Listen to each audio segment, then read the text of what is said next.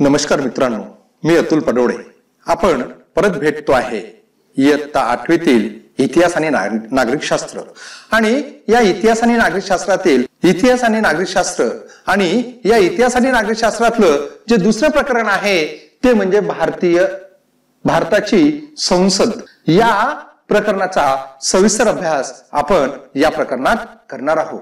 विद्यार्थ्यांनो, मागचं जे प्रकरण होतं त्या प्रकरणामध्ये आपण भारतातील जे शासन पद्धती आहे त्या शासन पद्धतीचा सविस्तर अभ्यास केला. ती शासन पद्धती आपण समजूनही घेतली. आणि आता या प्रकरणामध्ये आपल्याला भारताची जी संसद आहे ती आपल्याला शिकायची आहे. जर विचार तुम्ही केला विद्यार्थी मित्रांनो, तर तुमच्या असं लक्षात येईल की भारताच्या संसदेची जी निर्मिती झालेली आहे ती संविधानाने केलेली आहे. संविधानाच्या माध्यमातून आपण या संसदेची निर्मिती केली. एवढंच नाही तर केंद्रीय जे शासन यंत्रणेचा जे कायदेमंडळ आहे, म्हणजे जे केंद्रीय शासन यंत्रणेचं जे कायदेमंडळ आहे त्याला आपण संसद असं म्हणतो. याचाही अभ्यास आपल्याला करायचा आहे. एवढंच नाही तर संसद कशी तयार होते तर आपल्याला माहिती आहे, किंवा कायदेमंडळ कसं तयार होते तर त्यासाठी महत्वाचे असते ते म्हणजे राष्ट्रपती, दुसरं लोकसभा आणि तिसरं राज्यसभा. हे जे तिन्ही घटक आहे हे तिन्ही घटक संसदेचे सदस्य असतात, किंवा संसद या तीन घटकां मिळून तयार झालेली असते. संसदेचे दोन सभागृह आहेत, एक लोकसभा आणि राज्यसभा. आणि आपण असंही म्हणतो की राष्ट्रपती सुद्धा या संसदेचा अविभाज्य भाग आहे. पण मात्र विद्यार्थ्यांनो हे लक्षात घ्या, जरीही राष्ट्रपती हा म्हणजे कायदेमंडळाचा किंवा संसदेचा अविभाज्य जरी भाग असेल तरीही मात्र सभागृहात राष्ट्रपतीला प्रत्यक्ष कधीही सहभाग घेता येत नाही. आणि जे संसदेचे जे दोन सभागृह आहे त्यापैकी एक म्हणजे लोकसभा आणि दुसरं म्हणजे राज्यसभा. यापैकी आपल्याला सर्वप्रथम अभ्यास करायचा आहे तो म्हणजे कोणाचा? लोकसभेचा. या लोकसभेचा अभ्यास आपल्याला करायचा आहे. विद्यार्थी मित्रांनो, हे जी लोकसभा आहे या लोकसभेला संसदेचं कनिष्ठ सभागृह असं म्हणतात. कनिष्ठ म्हणजे दुय्यम सभागृह आहे, दुसरं कनिष्ठ लहान सभागृह आहे. एवढं हे जरी असेल तरी मात्र प्रथम सभागृह सुद्धा त्याला म्हणतात. म्हणजे कनिष्ठ असंही म्हणतात आणि प्रथम सभागृह सुद्धा म्हटलं जाते. त्याचं कारणही तसंच आहे, कारण या संसदेचे म्हणजे लोकसभेचे जे सदस्य आहे, जे प्रतिनिधी आहे ते थेट जनतेमधून निवडून आलेले असतात. यांची निवड प्रत्यक्ष जनता मतदानाच्या पद्धतीनं किंवा मतदानाच्या माध्यमातून करताना आपल्याला दिसते. म्हणून याला जनतेचं प्रतिनिधित्व करणारं हे सभागृह आहे, म्हणून याला प्रथम सभागृह असं म्हटलं जाते. लोकसभेच्या ज्या निवडणुका आहे त्या निवडणुकीसाठी भौगोलिक मतदारसंघ संविधानाने निर्माण केलेले आहे. त्याच्या जे मतदारसंघ आहे ते कसे निर्माण करायचे, कशा प्रकारे त्याची विभागणी करायची याचं सविस्तर मार्गदर्शन आपल्या संविधानात केलेलं आहे. या माध्यमातून या संविधानाच्याच माध्यमातून या मतदारसंघाची निवड केली जाते. आणि लोकसभेची मुदत ही 5 वर्षाची असते. म्हणजे दर 5 वर्षांनी सभासद निवडले जातात आणि दर 5 वर्षांनी लोकसभा विसर्जित होते. फक्त कधी काळी अपवादात्मक, कधी मुदतीपूर्व सुद्धा निवडणुका झालेल्या आपल्याला दिसतात. ज्या लोकसभेच्या निवडणुका होतात, ज्या माध्यमातून जनता आपले प्रतिनिधी निवडते, त्या निवडणुकीला सार्वत्रिक निवडणुका असं म्हटलं जाते. त्याला काय म्हटलं जाते? सार्वत्रिक निवडणुका असं म्हटलं जाते. देशातील जे जनतेचे प्रतिनिधित्व करणारं हे सभागृह आहे. विद्यार्थी मित्रांनो लक्षात घ्या की हे जे लोकसभा जे सभागृह आहे हे जनतेचं प्रत्यक्ष काय करते? प्रतिनिधित्व करते. कारण लोकसभेचे जे सदस्य आहे हे सदस्य कुठून निवडून येतात? जनतेतून निवडून आलेले आपल्याला दिसतात. प्रत्यक्ष जनता त्याला निवडते, म्हणून याला जनतेचं प्रतिनिधित्व करणारं सभागृह सुद्धा असं म्हटलं जाते.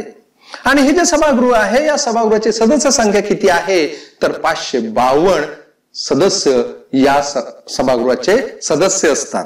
म्हणजे 552 प्रतिनिधी या लोकसभेचं प्रतिनिधित्व करते. पहा, संविधानानं यातही काळजी घेतली की हे 552 जे सभासद आहे या सभासदांमध्ये भारतातील जे काही सर्व समाज आहे त्या समाज घटकाला योग्य प्रतिनिधित्व देण्याचा प्रयत्न या संविधानाने केलेला आहे। यामध्ये अनुसूचित जाती असतील, अनुसूचित जमाती असतील यांच्यासाठी काही राखीव मतदारसंघ आहे।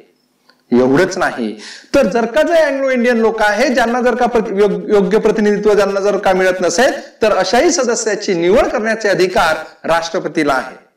म्हणजे भारतात असणारे जे काही धर्माचे असतील, समाजाचे असतील, या सर्व घटकांना योग्य प्रतिनिधित्व मिळावं, त्यांना या सभागृहात जाता यावं याची ही काळजी आपल्या संविधानानं घेतलेली आपल्याला दिसते। या लोकसभेनंतर जो दुसरं सभागृह आहे जे म्हणजे राज्यसभा, याचाही अभ्यास आपल्याला इथं समजून घ्यायचा आहे किंवा हे याची रचना आपल्याला समजून घ्यायची आहे। पहा, हे जे राज्यसभा जे सभागृह आहे हे संसदेचं वरिष्ठ सभागृह आहे आणि याला द्वितीय सभागृह असं म्हटलं जाते। जसं आपण पाहिलं की लोकसभा कनिष्ठ होतं आणि प्रथम होतं तसंच हे वरिष्ठ आहे आणि द्वितीय आहे। राज्यसभेचे जे सदस्य असतात, जे निवडून येणारे जे सदस्य आहे हे अप्रत्यक्षपणे निवडून आलेले असतात। म्हणजे याला जनता किंवा आपण याला प्रत्यक्ष मतदान करत नाही, तर आपण निवडून दिलेले जे प्रतिनिधी आहे त्यांच्या माध्यमातून राज्यसभेचे सदस्य निवडले जातात। म्हणून या निवडणुकीला अप्रत्यक्ष निवडणूक असं सुद्धा म्हटलं जाते। म्हणजे याचा अर्थ काय होतो की राज्यसभेत जे काही सदस्य निवडून येतात हे मात्र अप्रत्यक्ष पद्धतीने निवडून आलेले आपल्याला दिसते। भारतात असणारे जे काही 29 घटक राज्य असेल किंवा 7 केंद्रशासित प्रदेश असेल, या घटक राज्याचं आणि या केंद्रशासित प्रदेशांचे प्रतिनिधित्व हे राज्यसभेत हे जे निवडून आलेले अप्रत्यक्ष निवडून आलेले सभासद असतात ते करताना आपल्याला दिसते। आणि विद्यार्थी मित्रांनो, या राज्यसभेची सदस्य संख्या किती आहे तर तुमच्या असं लक्षात येईल की 250 सदस्य संख्या या राज्यसभेची असलेली आपल्याला दिसते। आणि त्यातही हे घटक राज्य आहे किंवा केंद्रशासित प्रदेश आहे यातून 238 सदस्यांची निवड केली जाते। मग राहिलेले जे 12 सदस्य आहे या 12 सदस्यांची निवड राष्ट्रपती करतो। जे शिक्षण तज्ञ असतील, शिक्षण क्षेत्रात काम करणारे असेल, सांस्कृतिक क्षेत्रात असेल, विज्ञान क्षेत्रात असेल, सामाजिक क्षेत्रात असेल किंवा वैज्ञानिक क्षेत्र असेल किंवा सांस्कृतिक क्षेत्र असेल, या क्षेत्रांमध्ये विशिष्ट कामगिरी करणारे जे काही लोक आहे किंवा जे विशिष्ट तज्ञ लोक आहे अशा 12 लोकांची निवड राष्ट्रपती या राज्यसभेवर करत असते। आणि विद्यार्थी मित्रांनो, हे लक्षात घ्या की हे जे सभागृह आहे हे म्हणजे कोणतं? राज्यसभा हे जे सभागृह आहे हे सभागृह कायमस्वरूपी आहे। जसं आपण पाहिलं की लोकसभा दर 5 वर्षांनी विसर्जित होते आणि परत निवडणुका घेऊन परत नवीन सदस्य निवडले जाते, मात्र असं राज्यसभेच्या बाबतीत होताना आपल्याला दिसत नाही। राज्यसभेत काय होत नाही की एका वेळेस सर्व सभासद निवृत्त होत नाही। आणि विशेषतः राज्यसभेचा जो कार्यकाल आहे हा 6 वर्षाचा कार्यकाल असलेला मित्रांनो आपल्याला दिसते। 6 वर्ष याचे सभासद असतात। आणि हे सभागृह कायमस्वरूपी का आहे तर त्याचं महत्वाचं कारण असं आहे की या जे काही 250 सदस्य आहे त्यापैकी दर 2 वर्षांनी 1/3 सभासद निवृत्त होतात आणि तेवढे सभासद परत निवडले जातात। एका वेळेस संपूर्ण सभासदांची जी संख्या आहे 250 सभासद निवृत्त होताना आपल्याला दिसत नाही, फक्त त्यापैकी 1/3 सदस्य दर 2 वर्षांनी निवृत्त होतात आणि तेवढेच सदस्य परत निवडले जातात। म्हणून असं म्हटलं जाते की हे राज्यसभा जे आहे हे काय होत नाही, कधीही विसर्जित होत नाही। म्हणून हे सभागृह कायम सभागृह असलेलं आपल्याला दिसते। जे लोकसभा आहे किंवा राज्यसभा जे आहे याचे जे सदस्य आहे म्हणजे जे निवडून आलेले जे प्रतिनिधी आहे यांना खासदार म्हटलं जाते। आणि खासदार हे आपल्या मतदारसंघाचं प्रतिनिधित्व करतात, आपल्या मतदारसंघाचे प्रश्न संसदेत किंवा लोकसभेत मांडत असतात। आपल्या मतदारसंघातील जनतेचे प्रश्न सोडवण्याचा प्रयत्न हे खासदार करत असतात, हे प्रतिनिधी करत असतात। आणि सरकार सुद्धा त्यांना त्यांच्या मतदारसंघाचा विकास करण्यासाठी विशेष निधी सुद्धा देताना आपल्याला दिसतंय। विद्यार्थी मित्रांनो, यानंतर एवढंच नाही, मग हा प्रश्न निर्माण होतो की हे जे राज्यसभेचे जे सदस्य आहे याची पात्रता काय? जसं लोकसभेच्या सदस्यांची पात्रता आहे तो म्हणजे भारताचा नागरिक असावा, त्याने वयाची 25 वर्ष पूर्ण केलेली असावी आणि संसदेने वेळोवेळी केलेल्या अटीची पूर्तता करावी. तसंच काही अटी या राज्यसभेच्या सदस्य निवडीसाठी सुद्धा असतात. म्हणजे राज्यसभेसाठी जर का तुम्हाला निवडणुकीत उभं राहायचं असेल तर त्यासाठी काही अटी आहे ज्याची पूर्तता करावी लागते. त्या सर्वात महत्वाचं आहे ते म्हणजे भारताचं नागरिकत्व किंवा तो भारताचा नागरिक असावा. एवढंच नाही तर त्याच्या वयाची 30 वर्ष पूर्ण झालेली असावी. या जर अटी आणि संसदेने वेळोवेळी केलेल्या ज्या काही अटी असेल त्याची जर का पूर्तता केली असेल तर त्या व्यक्तीला राज्यसभेचा सदस्य म्हणून निवडून येण्यास उभं राहता येते. यानंतर विद्यार्थी मित्रांनो आपल्याला पाहायचं आहे ते म्हणजे संसदेचे कार्य. आणि संसदेच्या कार्यामध्ये पहिलं महत्वाचं कार्य आपल्याला दिसते ते म्हणजे कोणतं, तर कायदे निर्मिती. कायद्यांची निर्मिती हे सर्वात महत्वाचं काम या संसदेचं असलेलं आपल्याला दिसते. जे काही लोकांच्या हित असेल किंवा त्यांचे कल्याणासाठी आणि संविधानातील जे काही उद्दिष्ट आहे ते उद्दिष्ट पूर्ण व्हावं यासाठी संसदेला काय करण्यात आले आहे, कायदे निर्मिती करण्याचा अधिकार देण्यात आलेला आहे. मग संसद काय करते की जनतेचे ज्यामध्ये जनतेचं हित आहे, लोकांचं कल्याण आहे अशा प्रकारचे काही कायदे संसद करताना दिसते. तर काही जे जुने कायदे आहेत संविधानामध्ये ते रद्द करताना सुद्धा आपल्याला दिसते. म्हणजे नवीन कायदे करणे किंवा जुने कायदे रद्द करणे हे महत्वाचं कार्य कोणाला करावं लागते, संसदेला करावं लागते. पहा, आणि महत्वाचं की कायद्याची जी निर्मितीची जी प्रक्रिया आहे त्यामध्ये संविधानानं स्पष्ट उल्लेख केलेला आपल्याला दिसते. म्हणूनच आपण काय म्हणतो की संसद ही प्राथमिक आणि मुख्य जबाबदारी कोणाच्या बाबतीत, संविधानाच्या बाबतीत पार पाडताना आपल्याला दिसते. त्यानंतर एवढंच नाही विद्यार्थी मित्रांनो, त्यानंतर दुसरं महत्वाचं कार्य संसदेचं कोणतं आहे तर मंत्रिमंडळावर नियंत्रण ठेवणे. आता मंत्रिमंडळावर नियंत्रण ठेवणे म्हणजे काय की पहिल्या प्रकरणात आपण थोडाफार अभ्यास केला की मंत्रिमंडळ, पंतप्रधान, त्याचं मंत्रिमंडळ हे कोणाला जबाबदार असते, संसदेला जबाबदार असते, लोकसभेला जबाबदार असते. कारण हे प्रतिनिधी त्या लोकसभेचे असतात. म्हणून लोकसभेमध्ये त्यांना केलेल्या कार्याचं उत्तर द्यावं लागते. म्हणून असं म्हणतात की जे पंतप्रधान आणि त्याचं जे मंत्रिमंडळ आहे त्या मंत्रिमंडळावर नियंत्रण ठेवण्याचं महत्वाचं कार्य कोणाला पार पाडावं लागते, संसदेला पार पाडावं लागते. कारण मी तुम्हाला सांगितलं की जे प्रधानमंत्री आहे किंवा त्याचं जे मंत्रिमंडळ आहे हे संसदेतून निर्माण होते. म्हणजे संसदेतील जे सदस्य असतात तेच सदस्य प्रधानमंत्री असतात किंवा त्याचे मंत्रिमंडळात असतात. त्यामुळे या सदस्यांवर या संसदेचं काय असते, नियंत्रण असते. आणि लक्षात घ्या विद्यार्थ्यांनो, संसदेला डावलून प्रधानमंत्री किंवा मंत्रिमंडळ जे आहे यांना कारभार करता येत नाही. कारण भारतातली संसदीय शासन पद्धती ही जबाबदार शासन पद्धती आहे. याचा सविस्तर अभ्यास आपण मागच्या प्रकरणामध्ये केलेला आहे. यानंतर महत्वाचं आहे ते म्हणजे संविधान दुरुस्ती. विद्यार्थी मित्रांनो, संविधान दुरुस्ती हे सुद्धा एक महत्वाचं कार्य संसदेचं असलेलं आपल्याला दिसते. संविधानात जर का दुरुस्ती करायची असेल, काही बदल जर करायचे असतील तर त्या संदर्भात निर्णय घेण्याचा अधिकार या संसदेला आहे. संसदेच्या माध्यमातून संविधानातील जे काही नियम असतील, जे काही कायदे असतील ते बदलवता येते. त्याच्याशिवाय संविधानातील कायदे बदलवता येत नाही. मग संविधानामध्ये या कायद्याच्या दुरुस्तीचा प्रस्ताव महत्वाचा असतो. कारण त्यावर साधक बाधक चर्चा केली जाते आणि चर्चा केल्यानंतर मग तो कायदा नवीन अंमलात म्हणजे नवीन कायदा तयार केला जातो किंवा जुना कायदा रद्दही केला जातो. आणि म्हणून असं म्हणतात की संसदेत चर्चा करून संविधानात काय करताना दिसते, बदल केला गेलेला आपल्याला दिसतो. मग संविधानाचे जे बदल आहे त्या बदलाच्या सुद्धा काही पद्धती आहे विद्यार्थ्यांना. विधेयक मांडलं आणि बदल झाला असं होत नाही, त्यासाठी काही पद्धती आहे. त्या पद्धतीमध्ये सर्वात प्रथम आपल्याला दिसते की संसदेच्या साध्या बहुमताने काही कायदे पारित केल्या जातात, कायद्यांमध्ये बदल केला जातो.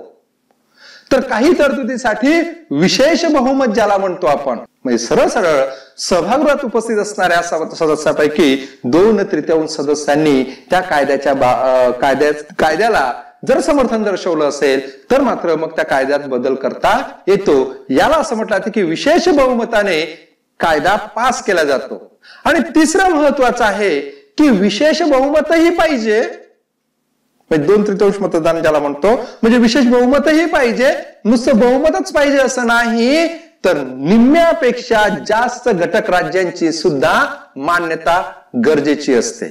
आणि याच पद्धतीतून काय केलं जाते, संविधानामध्ये दुरुस्ती केली जात असते, बदल केल्या जात असते. संसदेचे जे कार्य आहे ते पाहिल्यानंतर आपल्याला त्याच्या पुढचा अभ्यास करायचा आहे, ते म्हणजे लोकसभेचे अध्यक्ष.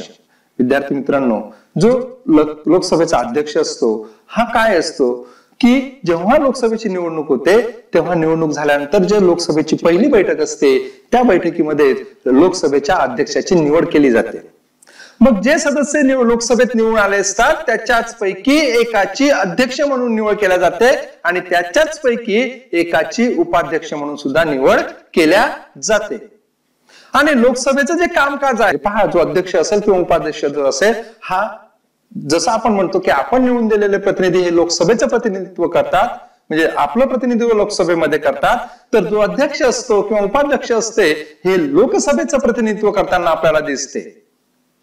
आणि लोकसभेचं जे कामकाज आहे हे कामकाज कोणाच्या मार्गदर्शनाखाली किंवा नियंत्रणाखाली चालते, तर या अध्यक्षाच्या मार्गदर्शनाखाली किंवा नियंत्रणाखाली लोकसभा किंवा म्हणजे लोकसभेचं कामकाज चालताना आपल्याला दिसते.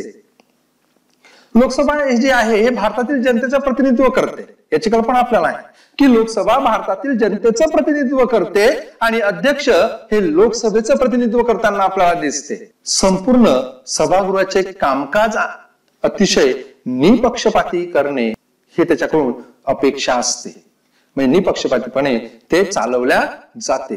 लोकसभेचे सभासद आहे त्यांना लोकप्रतिनिधी या नात्यानं काही हक्क आणि काही विशेषाधिकार सुद्धा दिलेले असतात सदस्यांना. मग हे जे हक्क आहे, जे विशेषाधिकार आहे, याची जपवणूक करण्याचं महत्वाचं काम कोणाला असते, कोणाचं असते, तर लोकसभा अध्यक्षांचं असते.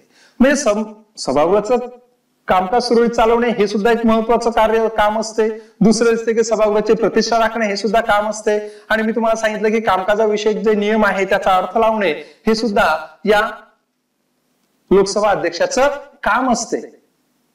आणि जे काही विशेष अधिकार संसदेच्या म्हणजे लोकसभेच्या सदस्यांना दिलेले असतात, आपला निवडून दिलेल्या प्रतिनिधींना दिलेले असतात, त्याचं सुद्धा रक्षण करण्याची संपूर्ण जबाबदारी कोणाची असते, तर लोकसभा अध्यक्षाची असलेली आपल्याला दिसते. त्यानंतर आपल्याला पाहायचं आहे विद्यार्थी मित्रांनो, राज्यसभेचे सभापती. आणि राज्यसभेचे जे कामकाज आहे हे संपूर्णतः या सभापतीच्या नियंत्रणाखाली चालते. आणि भारताचे जे उपराष्ट्रपती असतात हे या राज्यसभेचे पदसिद्ध अध्यक्ष असतात, सभापती असतात. याची काही निवड करण्याची गरज पडत नाही. जे उपराष्ट्रपती असतात हेच त्याचे सभापती असलेले आपल्याला दिसते. परत तिथे सुद्धा त्याच प्रकारचे सभापतीला जसे लोकसभा अध्यक्षांना कार्य आहे तसेच लोकसभेचे जे सभापती आहे यांना सुद्धा काही जबाबदाऱ्या, काही काम पूर्ण करावे लागते. त्यामध्ये सभागृहात शिस्त राखणे हे महत्वाचं कार्य आहे. त्यानंतर सभागृहात चर्चा घडवून आणणे हे सुद्धा महत्वाचं काम आहे. आणि तिसरं महत्वाचं आहे की जे संसदेचे जे सदस्य आहे त्यांना बोलण्याची संधी उपलब्ध करून देणे हे संपूर्ण काम राज्यसभेच्या सभापतीला पार पाडावे लागते. आता विद्यार्थी मित्रांनो, हे झाले लोकसभेचे अध्यक्ष किंवा राज्यसभेचे सभापती. आता आपल्याला अभ्यास करायचा आहे तो म्हणजे संसद कायदे कसे तयार करतात. संसद कायदे तयार करते पण नेमकं कशा पद्धतीने करतात त्याचा सविस्तर अभ्यास आपल्याला या ठिकाणी करायचा आहे. पहा, जी कायदा तयार करण्याची जी पद्धत आहे त्याला कायदे निर्मिती प्रक्रिया असं म्हटलं जाते. काय म्हटलं ते? कायदे निर्मिती प्रक्रिया असं म्हटलं जाते. आधी काय केलं जाते तर कायद्याचा कच्चा मसुदा ज्याला म्हणतो आपण, ज्याला विधेयक सुद्धा म्हटलं जाते, हे तयार केल्या जाते आणि तयार केलेला कच्चा मसुदा, कच्चं विधेयक सभागृहात ठेवल्या जाते. यालाच जसं मी तुम्हाला सांगितलं कच्च्या मसुद्याला काय म्हणतात तर प्रस्ताव किंवा विधेयक असं म्हणतात. संसदेच्या सभागृहात ही सादर केली जाणारी जी विधेयके आहे ही आपल्याला दोन प्रकारची दिसतात. एक म्हणजे अर्थविधेयक आणि दुसरे सर्वसाधारण विधेयक. हे सभागृहाचे कायदे तयार केले जाते त्याचे हे दोन प्रकार आहेत. विधेयकाचे जे कायद्यात रूपांतर केले जाते त्यासाठी त्यांना ही जी पुढील प्रक्रिया आहे, म्हणजे पुढील जे स्टेप्स आहे किंवा पुढील जे प्रक्रिया आहे त्यातून कायद्याचं विधेयकाचं रूपांतर कायद्यात झालेलं दिसते. त्यातलं पहिलं आहे ते म्हणजे पहिलं वाचन. संबंधित खात्याचा जो कोणी मंत्री असेल किंवा जो संसद सदस्य असेल हे विधेयक सादर करतो आणि त्याचे स्वरूप काय करतो, स्पष्ट करतो. आणि त्याचं स्वरूप स्पष्ट करतो, त्यातलाच विधेयकाचं पहिलं वाचन असं म्हटल्या जाते. याला काय म्हटलं ते पहिलं वाचन आपण असं म्हणतो. मग दुसरं आहे ते म्हणजे दुसरे वाचन. दुसऱ्या वाचनाचे सुद्धा 2 टप्पे आहेत. सभागृहात पहिल्या टप्प्यात काय केलं जाते तर सभागृहात जे विधेयक सादर केलं गेलेलं आहे, जो प्रस्ताव सादर केला गेलेला आहे त्यावर सभागृहातील जे सदस्य आहेत ते आपलं मत मांडतात, आपलं मत व्यक्त करतात. मग नंतर विधेयकातील ज्या उणिवा आहेत किंवा जे दोष आहे ते स्पष्ट केले जाते, त्याच्यावर सुद्धा चर्चा केली जाते. मग सभागृहात विधेयकावर चर्चा झाल्यानंतर आणि जर का गरज भासली तर मात्र मग ते विधेयक सभागृहातील एका समितीकडे पाठवले जाते. समिती सुद्धा त्याच्यावर विचार विनिमय करते, त्याचा संपूर्ण अभ्यास करते आणि जर समितीला जर वाटत असेल तर मग समिती परत त्याच्यात काही दुरुस्त्या, काही दोष सुचवते. ज्या पद्धतीनं म्हणजे समिती हा संपूर्ण अहवाल सभागृहाकडे पाठवते. त्यानंतर मग चालू होते याचं, तसं मी तुम्हाला सांगितलं 2 टप्प्यात होते. मग चालू होते दुसरा टप्पा आणि दुसऱ्या टप्प्याला सुरुवात झाल्यानंतर परत त्या विधेयकावर कलमवार चर्चा होते आणि उपस्थित असलेले जे सदस्य आहे ते त्यात दुरुस्ती सुद्धा सुचवू शकतात आणि त्यानंतर सभागृहात मतदान घेतलं जाते आणि हे विधेयक पास केल्या जाते. मग हे केल्यानंतर दुसरं वाचन ज्याला म्हणतो म्हणजे दुसरा जो टप्पा आहे तो झाल्यानंतर मग होते ते म्हणजे तिसरं वाचन, म्हणजे हा तिसरा टप्पा त्याच्यानंतर येतो. मग यावर सुद्धा या ठिकाणी सुद्धा या तिसऱ्या टप्प्यात सुद्धा विधेयकावर परत चर्चा केली जाते. विधेयकावर परत दुरुस्ती असतील, दोष असतील याच्यावर चर्चा केली जाते, दुरुस्त्या सुचवल्या जातात.